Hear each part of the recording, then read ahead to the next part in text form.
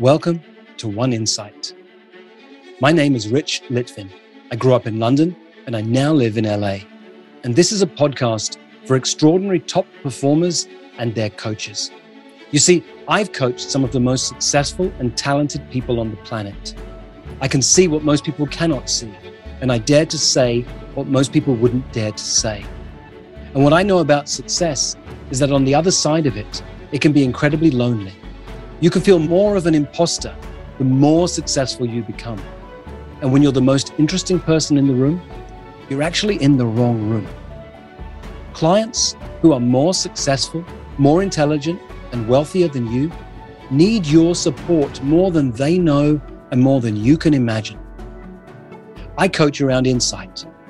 Life looks one way, something happens, and the world looks different, and your entire world changes. It can happen in an instant. And this podcast is called One Insight because a single insight can change everything.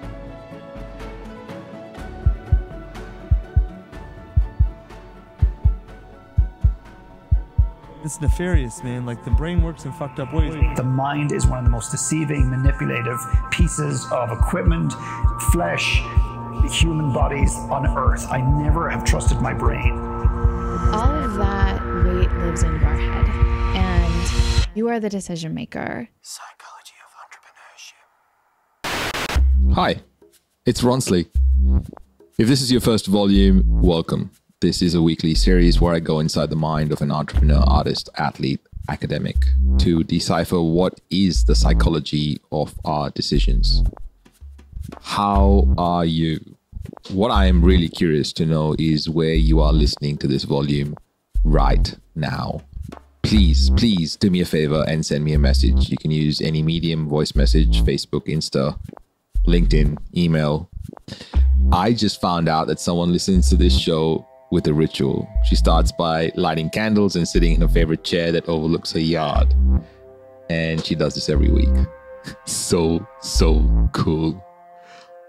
But before we get going with this volume, I want us to remember something that was said in volume 2 by a leading expert in the world of entrepreneurship and mental health. I'll let her introduce herself first before she drops an important concept for context. So my name is Dr. Sherry Walling, and I am a clinical psychologist, but I work in the world of entrepreneurial mental health. Even among fantastically successful entrepreneurs, there's, FOMO is what the kids call it, but it's deeply triggering for us to feel like we're not enough. We're not in the right rooms. We're not doing enough. We're not worthy of being invited to this event or that event, or this other person who seems, not that much smarter than us is doing so much better on their social media reel. And I think loneliness is just amplified by comparison, which is sort of what social media does in our brains. And I think a lot of us feel alone, even in the presence of others, because our highlight reel doesn't sort of measure up to their highlight reel. I fly back to the West Coast in sunny Santa Monica, LA to meet a legend. Today, we go inside the mind of a person that goes inside the minds of, well, I'll let him tell you. So my name is Litvin. I'm from England originally, now living in LA. And for the last 12, 14 years, I've been a coach. And my clients are really high performers. They're the kind of people that most people would think don't need a coach. Everything from Olympic athletes to presidential candidates to entrepreneurs, hedge fund managers managing billions of dollars of assets. Interesting. I had not met Rich before, and the show wasn't even out yet when I interviewed him. And I was insanely interested in why he said yes to doing this interview. Hell yes or hell no. It comes from a story Derek Sivers tells. And he says, if it's not a hell yes, you have to call it a hell no. I was in a store a few years ago and I was looking at shirts and I found one shirt I loved. The second one, I kind of like it. Maybe the lighting's not right. I know, I'll take it home and show Monique, see if she likes it. And I realized, it's not a hell yes. I just put it back on the shelf. That distinction makes my life much simpler. this is how the world is. It sucks. I'll give you an example. It's an old story, but two shoemakers go overseas to a country, and they both, the story goes, they'd send a telegram back to their wives. These days they would text their wives, and one texts his wife and says, "Honey, nobody in this country wears shoes. It's a nightmare. Unpack all the bags. I'll be home in a few days." The other one texts his wife and says, "Honey, no one in this country wears shoes. It's going to be amazing. Bring the kids. Let's go." That's a reported on life versus a created life. How do you want to see the world? We live in a world where everyone's an entrepreneur. There's no new business opportunities, or there's new business opportunities every moment of every day. We live in a world where everyone has a podcast, or we live in a world of, it's time for me to create my podcast for my people. Reported on life versus a created life. A reported life versus a created life. I'd never thought of life from these two perspectives. And while I was contemplating that, Rich started to talk about how it all started for him. I didn't know what I wanted to do. I knew, like people, I specialized in behavioral physiology, which is how the structure of the brain affects behavior. So I've always been interested in behavior, and I've always been interested in people. And so I started, the first job I ever had was as a personnel officer, human resources officer. I did it for 1 year, but it was very bureaucratic, the British Health Service. And I went to a careers fair to enroll people to work at the hospital where I was working. I was so bored, I snuck away and I sat in the back of a talk about teaching. I thought, this is it. And I resigned the next morning. And I then started a career in teaching. I did that for 12 years, trained for a couple of years at Oxford University, went off to Africa, taught in Botswana in Southern Africa for 2 years, came back to England, taught in inner city London, went off to Southeast Asia, helped set up an international school in Southeast Asia, then came back to the UK. And by now I'm a senior teacher, I'm a deputy head teacher on a fast track to be a head teacher. And one day in a new school I just arrived at, another boss arrived, the old boss was pushed out, and this one wanted her own team. So within 2 weeks of her arriving, I was given the boot, told the last people in and the first one's out. Days, angry people have called our newsroom and emailed our newsroom asking us to investigate the firing of a popular teacher. His crime, they say, asking his students to read. That got our attention, so we asked News Channel 5's Alyssa Hyman to investigate. She joins us now with what she found out. Alyssa. Jay, I found out this story is not as simple as that. The teacher told us that he's out because he was asking his students to read and not always teaching to prepare the students for Florida's standardized tests. You are still my favorite teacher. We miss you. 7th grade English teacher Elliot Herman never got to say goodbye to his students. Okay, that sounds stressful. And usually, next to our greatest stress lies our biggest gifts, right? Rich? Going up what's called the career ladder in my field of education, being young, from Dean of Studies to Vice Principal, going up that career ladder. Stephen Covey's got a phrase, though. He says, if you get to the top of the ladder, you can sometimes discover it's resting against the wrong wall. Yeah, there's a nice line from Rita Rudner, who's a comedian. She says, the problem with the rat race is even if you win it, you're still a rat. And so for many of us, we start this career as a youngster and we get to this certain stage and there's something that's missing. I see this a lot in my clients. They have a lot of money and recognition. Some of them say, look, I've got everything I ever wanted, but I still feel empty. Now, that's a quality problem I get. But for those people, there's something missing and they're looking for something. Well, what is the thing that I want to actually, and often it's a legacy or a contribution to the world that they're not making right now. I spoke to somebody recently who said, I sold my first business for $40 million. I was about to start making my second when I realized I only started the first one so I could be happy. And I'm still not happy. Now, he caught it, but most people don't. And so we're on this path of getting success and acknowledgement and recognition and money, and it doesn't make us happy.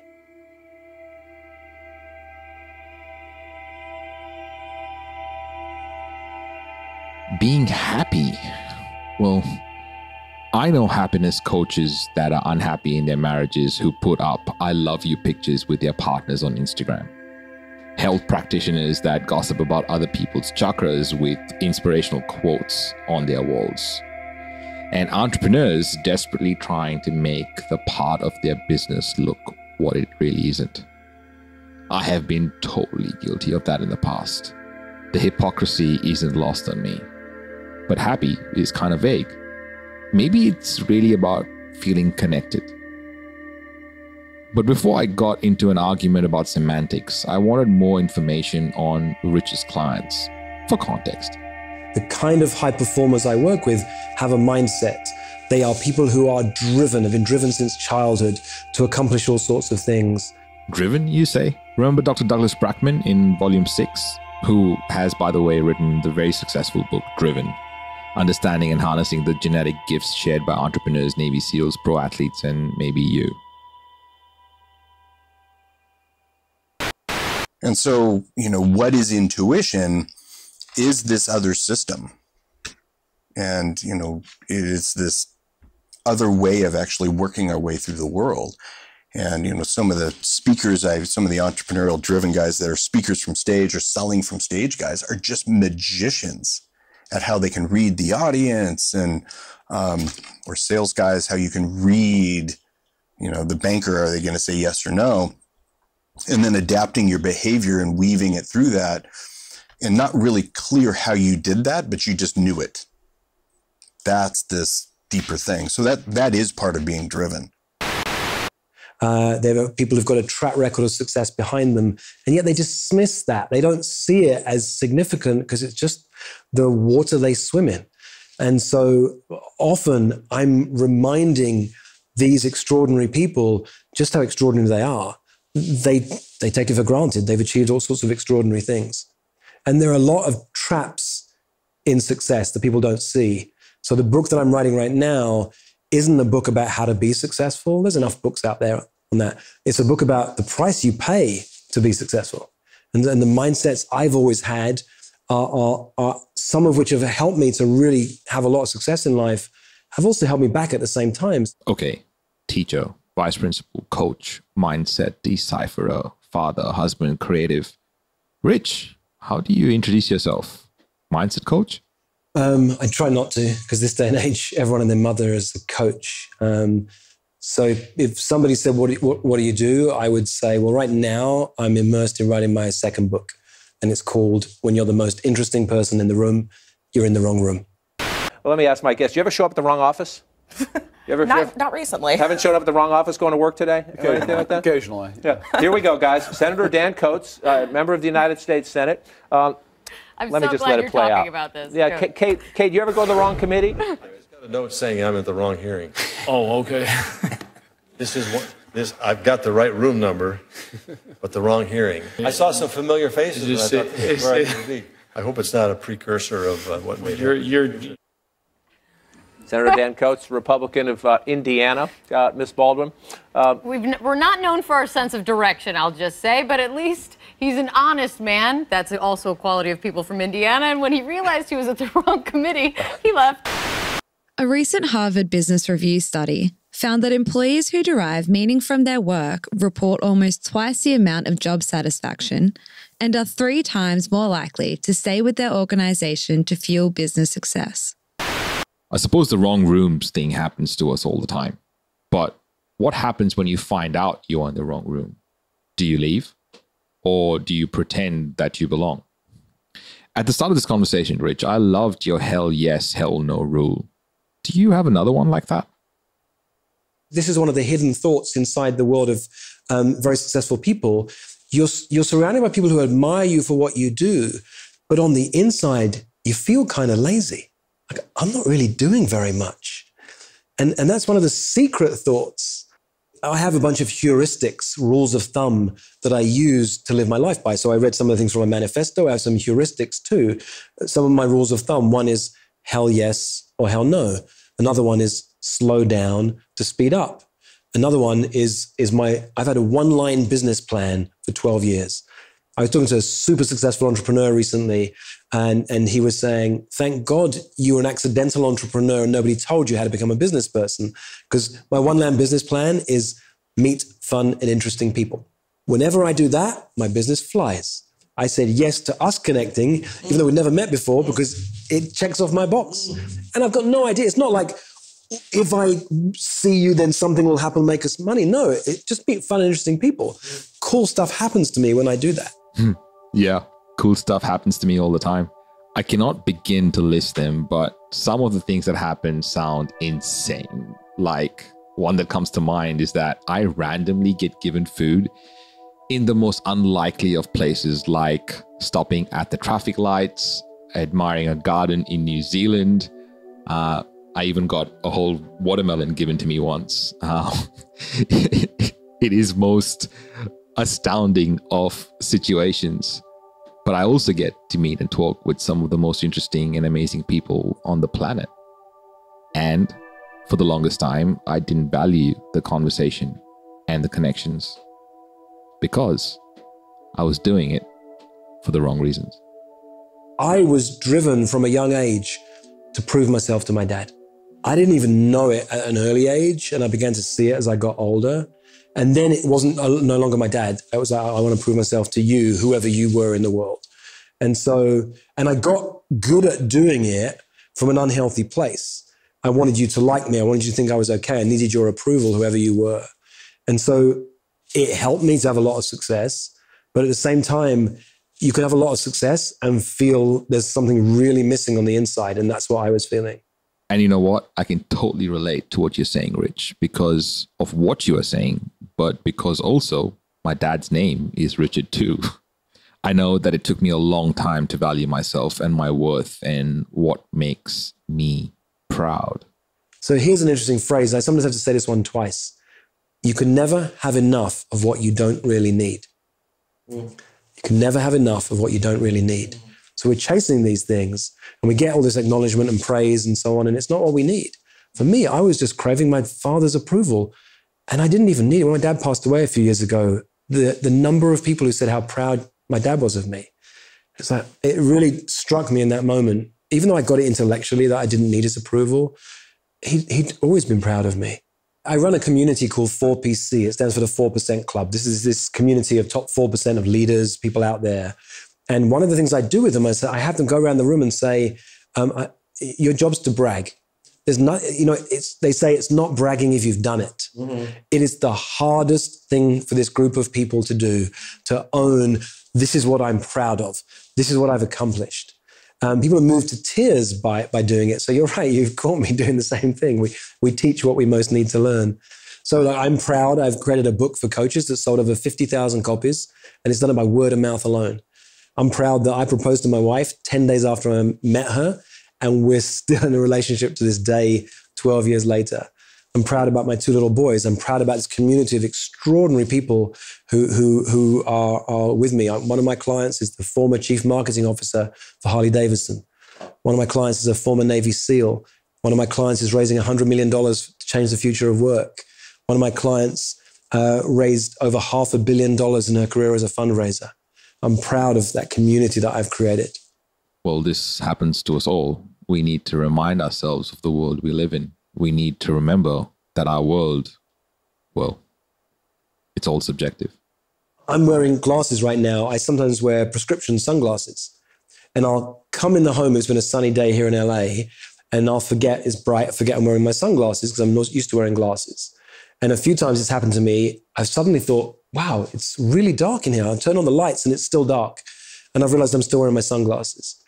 And so the problem is we're all wearing dark glasses and we can't see it.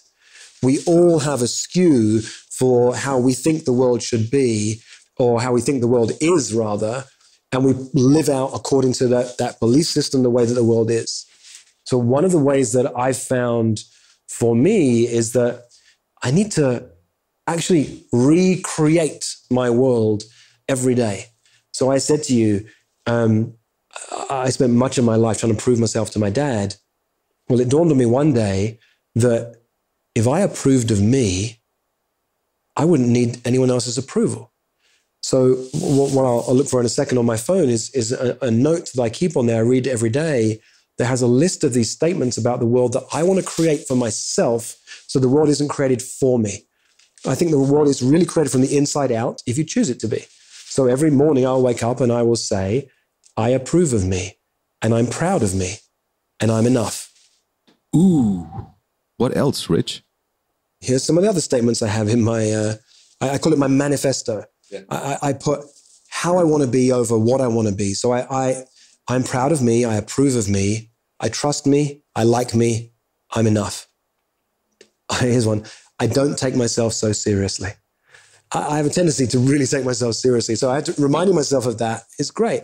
I'm relaxed and confident, and I know what to do in any situation. I'm genuinely happy for other people's success. So I added that one in recently because I realized I'd hear about a friend or a client or someone I'd heard of have this level of success that I think, why are they getting it? What about me? And this jealousy would come up. And I realized, well, that's not going to serve me. What would be a better belief than, why are they getting that? And it was that one. And so I added it into my list. Scientific prayer or affirmations are the harmonious interaction of the conscious and subconscious levels of mind, scientifically directed for a specific purpose. These affirmations will teach you the scientific way to tap the realm of infinite power within you, enabling you to get what you really want in life. After the break, Rich talks about interesting concepts like the fraudulence paradox and... There are high-performance athletes who have life or death situations they're in. We talked about, there's three real main traps that I see for real top performers. Yeah, one of the most common things I hear from the high performers I work with is this phrase, I don't feel lonely, but I feel very alone.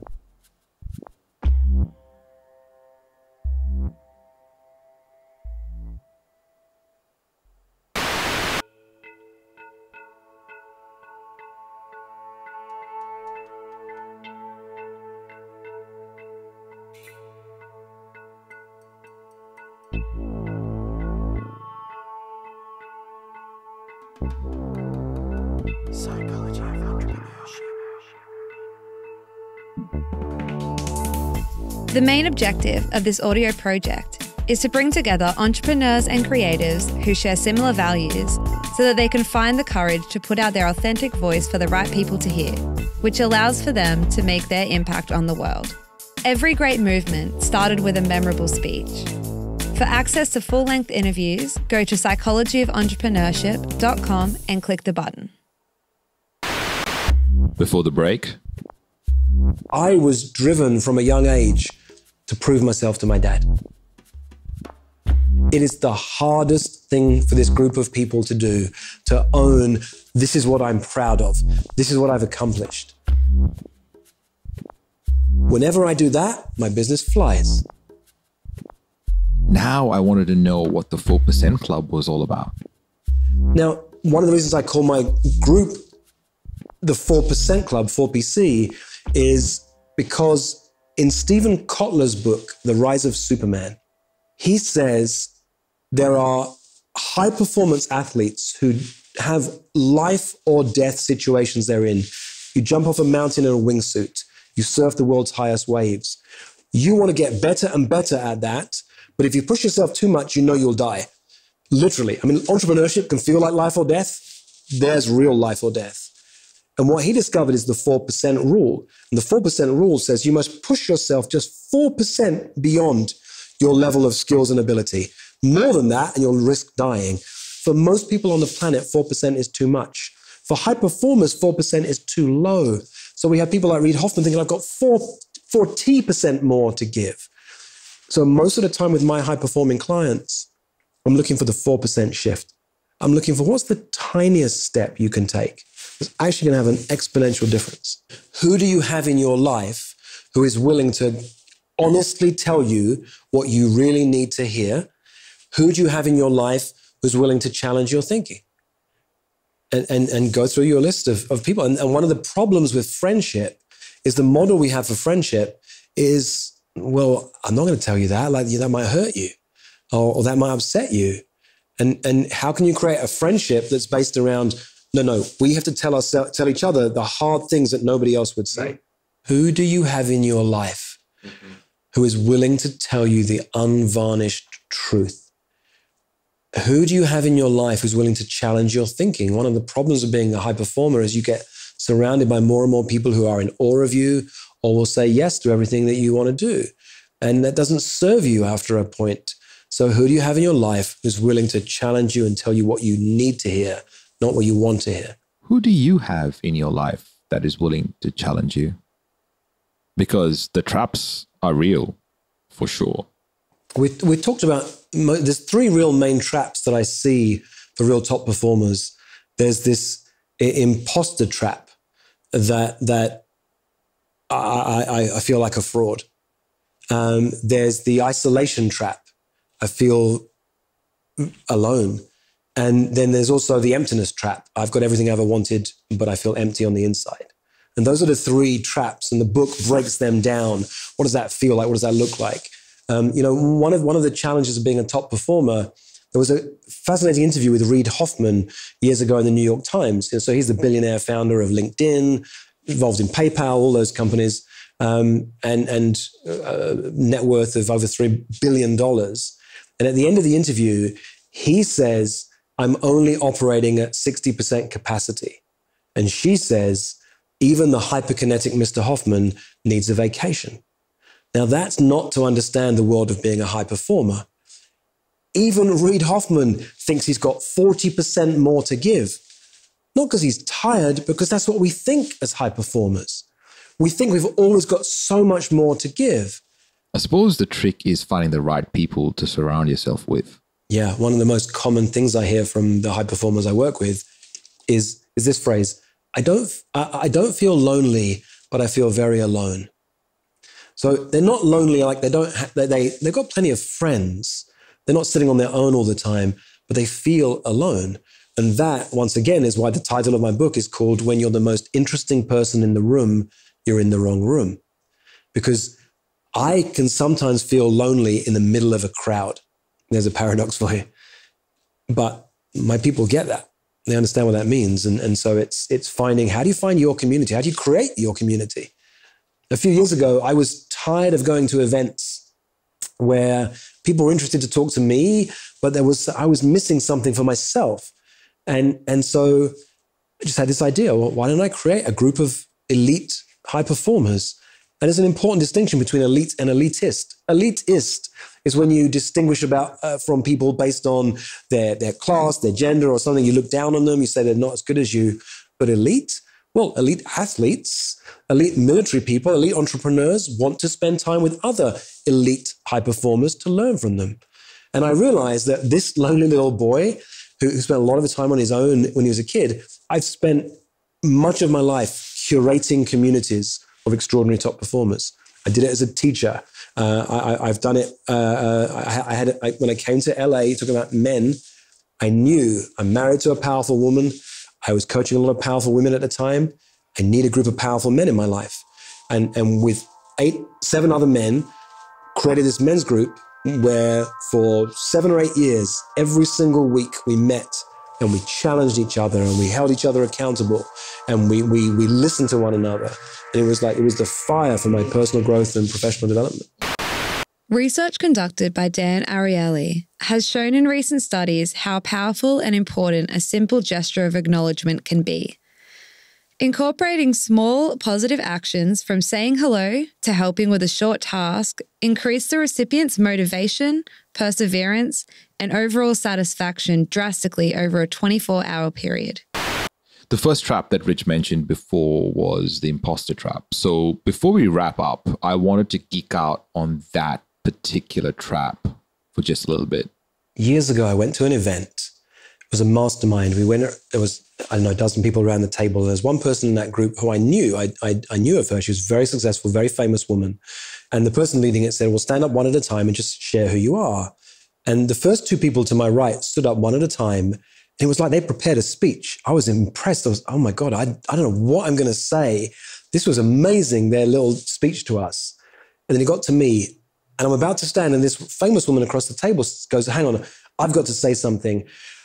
I feel so insecure and so nervous right now. It's like, you guys are amazing. I'm wondering why I'm even here. She was completely doubting herself. She said, I feel like a fraud. And it was actually a relief for me. Wow, I have this feeling so much. I thought one day when I'm finally here, wherever that is, it will all go away. And I see this on a regular basis, some of the most extraordinary people I work with, that it's very, very common to have this sense of imposter syndrome. I shouldn't be here, I don't fit in. But I have a distinction I call the fraudulence paradox. Well, this idea of feeling like a fraud, I'm fascinated by paradoxes. Oh yeah, Rich? Yeah, me too. Here are a list of the 5 paradoxes I have from my Evernote. Creatively commercial, deafening silence, fighting for peace, impossible situation, absent presence. Maybe these are oxymorons.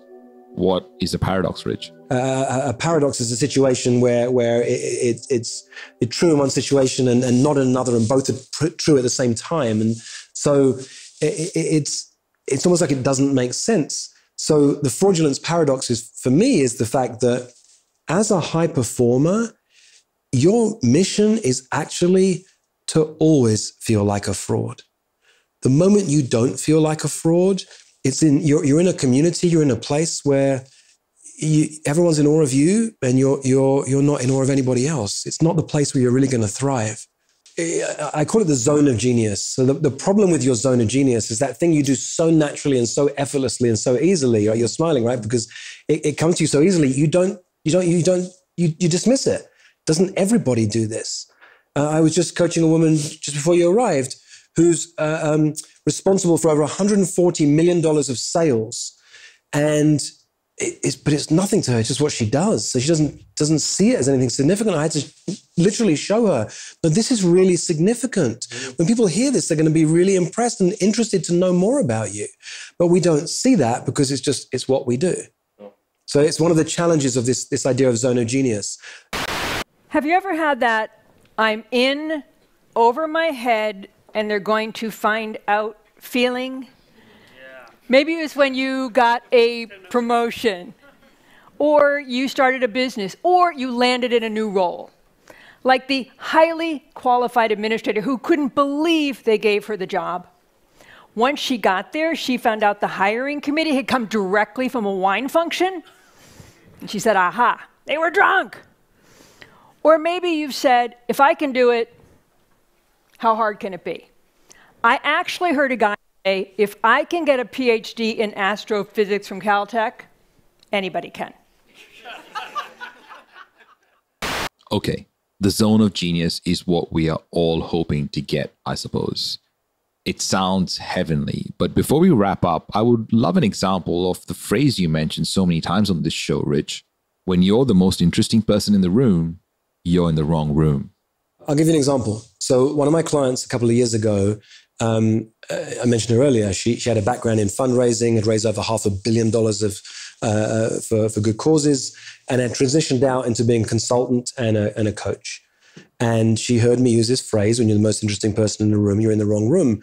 And she heard me say that my business plan is simple. I meet fun and interesting people.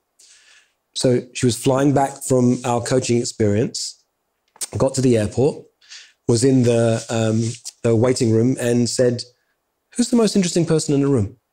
So she's a Jewish woman from Ohio, about 5 foot something. And there was this African-American man who was about 6'5", who had rings on every finger. She said, he looks fascinating. And she went up to him and said, hi, you look like the most interesting person in the room.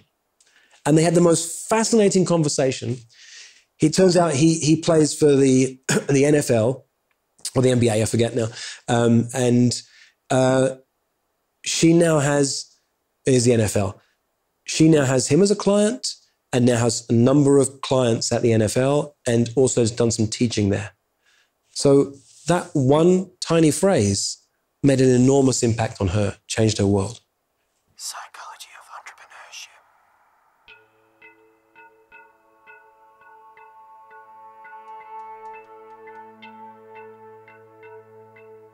Coming up on the Psychology of Entrepreneurship.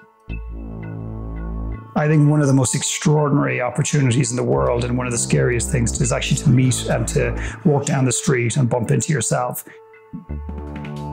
And very few of us are willing to actually look at the greatest bully that we'll ever meet ever that meets us in the fucking mirror every single morning of our lives. And yet entrepreneurship is one of the most painful, challenging things on earth. And if you become an entrepreneur and you don't make it in your first time around, your second time around, then what happens is you tend to internalize the failure and think, actually, it's me. I'm just not an entrepreneur. Every single person on this earth is an entrepreneur if they want to be. Psychology of Entrepreneurship. I interviewed Rich because he is the author of The Prosperous Coach. He is a lifelong student of human behavior and a coach to some of the most interesting people on the planet, including Olympic athletes, presidential candidates, Hollywood film directors, special forces operatives, and serial entrepreneurs. He is a father, husband, and coach.